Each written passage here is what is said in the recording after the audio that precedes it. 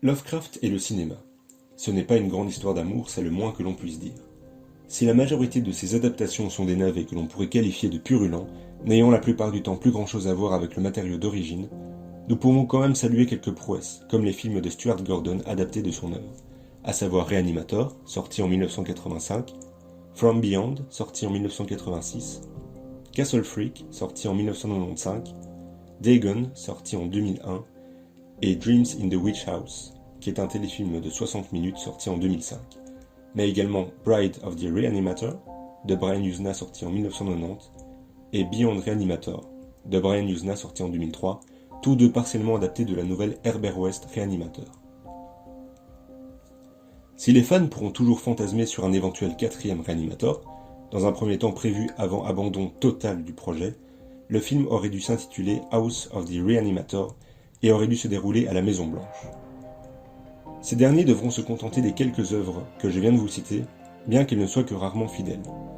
Reanimator étant une satire à base de gros gore qui tâche, d'humour noir, absent des récits très premier degré de Lovecraft dont certains prétendraient un supposé racisme de la part de ce dernier, comparant l'inconnu de son œuvre aux arrivées des étrangers dans les villes, et également la présence de sexe. Le sexe.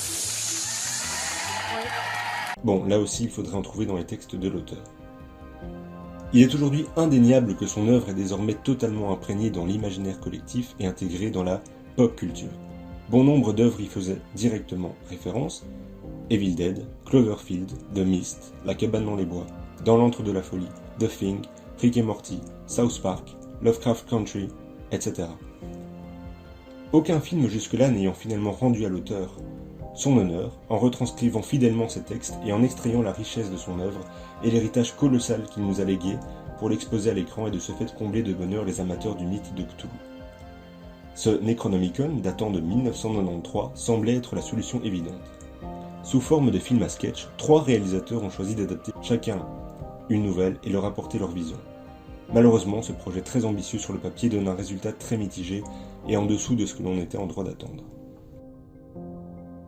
The Drowned, adaptation de Les rats dans les murs. Réalisé par Christophe Gans, à qui l'on doit Silent Hill et le Pacte des loups, ce premier segment est probablement celui qui rend le plus justice à Lovecraft. Cependant, il est le moins réussi des 3 qui composent cette œuvre. Visuellement, c'est assez réussi, Gans optant pour un éclairage digne d'un film de Mario Bava et de personnages hitchcockiens sans oublier l'essentiel, des créatures sorties tout droit de l'univers de Lovecraft, comme des hommes-poissons ou encore le fameux Cthulhu. Le segment, plutôt confus, souffre de son format court. Nous n'avons pas le temps d'apprécier les décors et d'explorer les lieux que c'est déjà fini, bien que la présence de Cthulhu soit acceptable. Les effets spéciaux ne sont pas du plus bel effet, et le temps d'exposition réduit des créatures et leurs plans ne permettent pas de les apprécier à leur juste valeur. De plus, une conclusion aurait été non négligeable.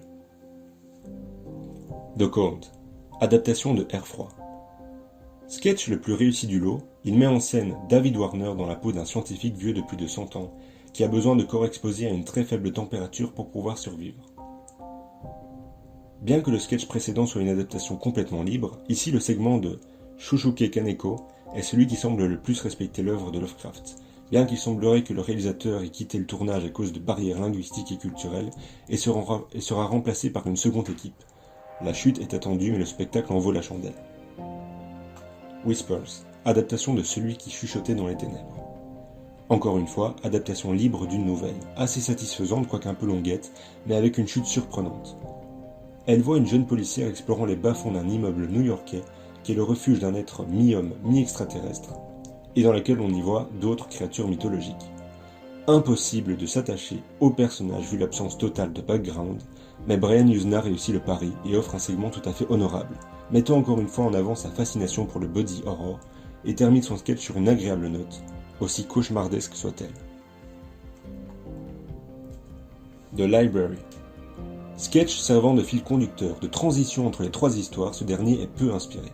On y voit Lovecraft, victime du syndrome de la page blanche, tentant d'accéder au fameux Necronomicon pour pouvoir s'en inspirer pour ses écrits, bien que les 3 nouvelles dont sont extraites les adaptations ici sont dispatchées dans le temps. C'est bien entendu Jeffrey Combs qui incarne l'auteur, quoi de plus logique, ayant déjà joué 3 fois le personnage d'Herbert West auparavant, et dont on dénombre 7 apparitions dans des œuvres tirées de Lovecraft. Mais le personnage y est dépeint de manière assez négative et plutôt prétentieuse. De plus, le manque de dialogue ne compense pas ni le final à base d'effets ratés, ridicule et pas loin même d'être nanardesque. Le sketch n'a quasiment aucune utilité puisque Lovecraft s'enfuit quand même avec le livre des morts. Projet ambitieux, il n'en résulte finalement qu'une adaptation en demi-teinte, servie par 2 sketchs de bonne facture, pas de très bonne facture non plus, mais de bonne facture, et 2 sketchs décevants. Nous sommes ici face non pas à une retranscription fidèle de ces récits, mais face à une transposition partielle qui tient davantage des variations autour de ces récits que des adaptations pures. Le résultat n'est pas à la hauteur des attentes, compte tenu du faible budget accordé, de sketchs moins inspirés que d'autres, mais le film a l'honneur d'exister à travers ses variations inégales. Toutes mettent en œuvre le Necronomicon, qui fut le fantasme de tant de fans et l'objet de toute convoitise. À réserver donc aux fans de Lovecraft, et aux plus indulgents seulement.